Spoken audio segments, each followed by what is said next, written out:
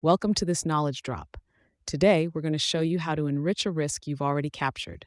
Remember, a risk without any actions attached isn't actively being tracked. So, let's dive in and see how you can enrich your risk and attach the necessary actions. First, from your main dashboard, click on Risks.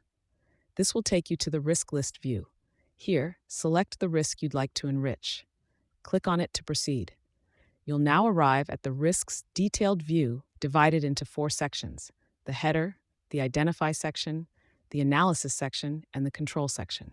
In the header, update the risk with details such as ownership, deadline for resolution, next review date, and status.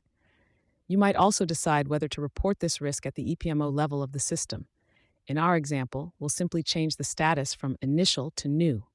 Next, move on to the Identify section. Here you can update the risk description. Notice the GPT Plus button at the top right. Click on this to rewrite or reword your risk description. Review the proposed text to ensure it matches your understanding of the risk. Below this, link the risk to an objective in your project plan. Set the risk level, adjust the likelihood and severity to recalculate the rating, and specify the risk type as either a threat or an opportunity. The tricky part comes next, determining what will trigger the risk. Here, you can use the GPT in the background for suggestions, as it already knows the title and description of the risk. Now, let's proceed to the analysis section.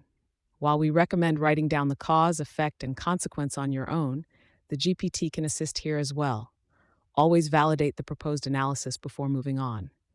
In the control section, describe plans to mitigate the threat or capitalize on the opportunity. Again, use the GPT button for suggestions on actions and plans. After updating, remember to save your data, which will take you back to the list view. Your risk is now enriched, but not yet actioned. To action the risk, select it again and click on the yellow Related Actions button. This will bring you to the Actions page for your risk. Here, create an action to either mitigate the risk or benefit from it. Once the action is created, it will appear in your action tracker. Click on the Actions button on the top. You will now see the Actions overview. You will see that your action is there and it has the Risk Orange R badge for easy recognition that this action is from a risk. Once you click on the action and go to the Action card, you see that in the header it now states Risk and the risk number.